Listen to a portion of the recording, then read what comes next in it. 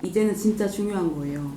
그쵸? 네이버 로직에 대해서 알아볼 건데 사실 로직이 너무 오랫동안 변화를 해왔고 아직도 정답이 없고 이걸 알면은 내가 네이버 직원이지, 그쵸? 네.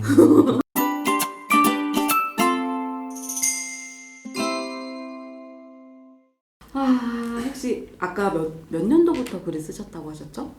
전 15년도부터 글을 썼습니다. 비슷하네요. 저는 2016년도부터 블로그 회사에 들어가지고 글을 썼기 때문에 우리가 할 수 있는 말이 많을 것 같아요. 맨 처음에 저희가 글을 썼을 때는 리브라 로직이 있을 때였잖아요. 네. 그때 혹시 체감상 느낌이 어땠나요? 그때는 저는 이제 로직 같은 걸 잘 모르고 열심히 글만 쓸 때라서 그 리브라 로직은 사실 잘 알지는 못해요. 아, 그래요?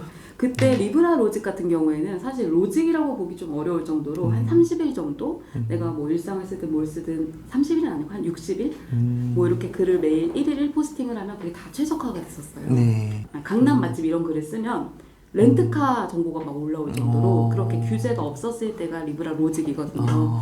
그 다음에 C랭크로 바뀌었죠. C랭크 같은 경우에는 이제 전문성을 중요시한다고 해서 여러 개의 잡블로그 말고 하나의 주제로 하는 게 중요하다고 했고 이때부터 이제 본격적으로 활동을 하신 건가요? 네, 그때부터 이제 최적화가 돼서 그때부터 이제 본격적으로 활동을 전 했었습니다. 그때 잡으신 그게 게임이었고요. 네. 그리고 지금은 변화해가지고 의도와 경험을 중요시하는 다이아와 다이아 플러스 로직이 생겼잖아요. 네. 로직이 이제 예전 같은 경우에는 제가 회사 들어왔을 때 그냥 글을 쓰면 다 순위권을 잡았어요. 네. 요즘 말로 하면 되게 센 키워드인데 저희 회사 사람들이 다 1위부터 5위를 장악하고 1위부터 10위까지를 장악을 해가지고 뭐 순위를 확인할 필요가 없다고 생각이 들 정도였는데 네. 요즘은 블로그 뭐 글 하나 쓸 때도 분석해야 될 게 너무 많거든요. 네. 혹시 분석을 많이 하고 글을 쓰시나요? 아무래도 그런 부분에 대해서는 로직 같은 경우는 되게 중요하다고 생각을 해서 그런 부분은 꼭 찾아보기도 하고 공부도 하고 그렇게 하고 있습니다. 그 네이버에서 초청하는 강의에 직접 가보신 적 있으시잖아요. 네. 거기서도 로직에 대한 이야기를 좀 들으셨나요? 그때가 아마 다이아 로직 나왔을 때, 네. 네, 그때 C랭크가 문제가 많다고 그때 이제 네이버에서 처음으로 다이아 로직을 발표를 했는데, 네. 근데 그때도 초청받은 블로거들 사이에서도 불만이 되게 많이 나왔었어요. 네, 아무튼 그랬던 로직으로 생각을 합니다.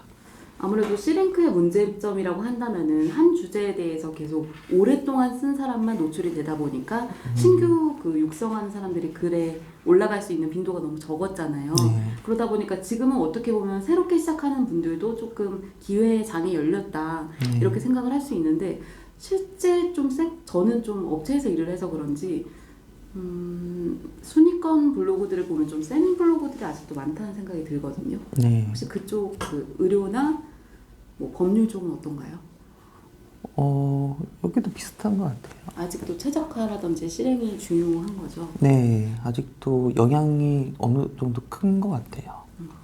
제 경우에는 이제 뭐 알 수 있는 방법이 없으니까 네이버에 초청을 받는 것도 아니고 그렇다 보니까 그 네이버 페이지에 있는 것들을 좀 자세히 봤었거든요. 그렇다 보면은 거기에서는 경험과 의도가 중요하다 이렇게 얘기했는데 사실 좀 너무 포괄적인 내용이라서 이 경험과 의도가 어떤 내용이라고 생각을 하시나요? 아무래도 자기가 직접 사용해 보거나 체험해 본 거를 이제 네이버는 그런 글을 원했던 것 같습니다. 이게 사실은 다 뻥을 칠 수가 있잖아요. 안 간 데도 갔다고 할 수 있고. 네. 뭐 이런데 어떻게 네이버가 그걸 파악을 하는 거죠? 이게 네이버가 이제 AI로도 걸러내지만 근데 그 저품질을 이제 걸러내는 전문적인 사람들도 네이버 내에 있어요. 그래요? 네. 대박. 아, 기계가 하는 게 아니었어요? 네. 기계도 하는데 그거를 다 못 걸러냅니다.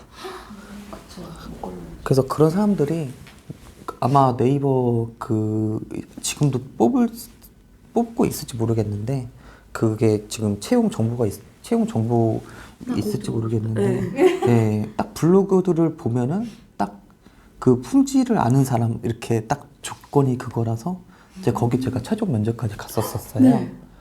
예, 아무튼 그런 팀이 있어서 그래서 어떻게 보면 사람이 걸러내기 때문에 그런 부분 피해갈 수 없습니다. 결국은 뻥치면 다 그렇게 네. 되는 거네요. 왜냐하면 그 하나에 그렇게 썼다고 하면 그래도 좀 지켜보다가 몇 개 더 올라오면 바로 이제 처리해버립니다. 예를 들면은 사실 그런 거 같아요.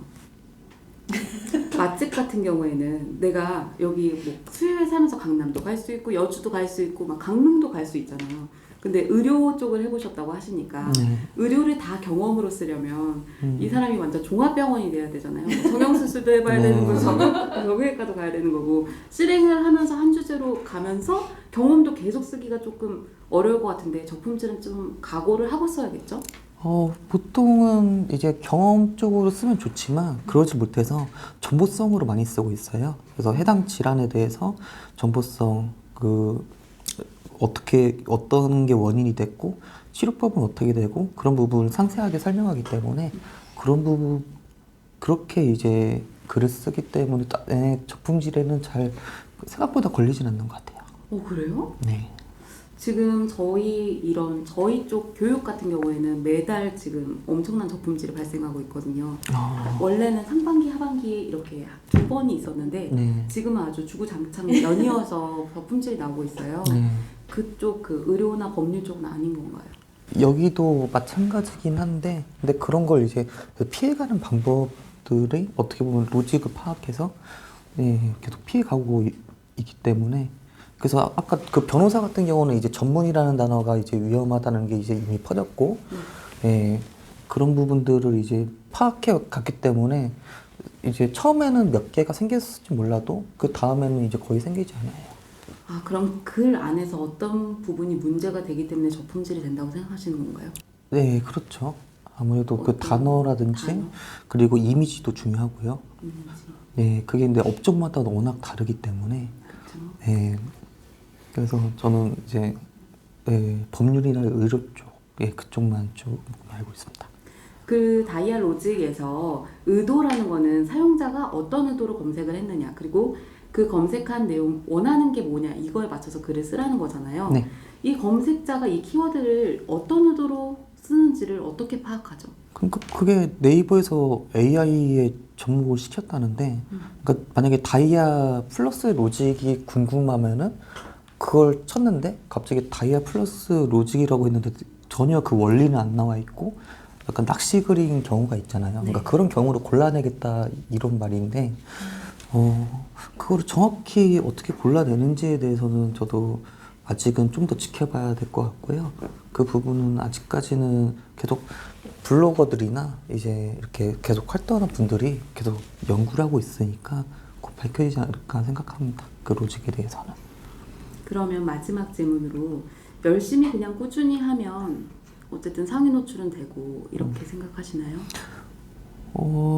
좀 방법을 알면 그 시기를 더 단축할 수 있다. 앞당길 수 있다고 생각을 해요. 근데 우선은 그냥 한번 하루에 하나라도 써보시는 게 좋을 것 같다고 생각합니다. 네, 알겠습니다. 감사합니다. 네. 식빵 식빵. 질문 남겨주세요.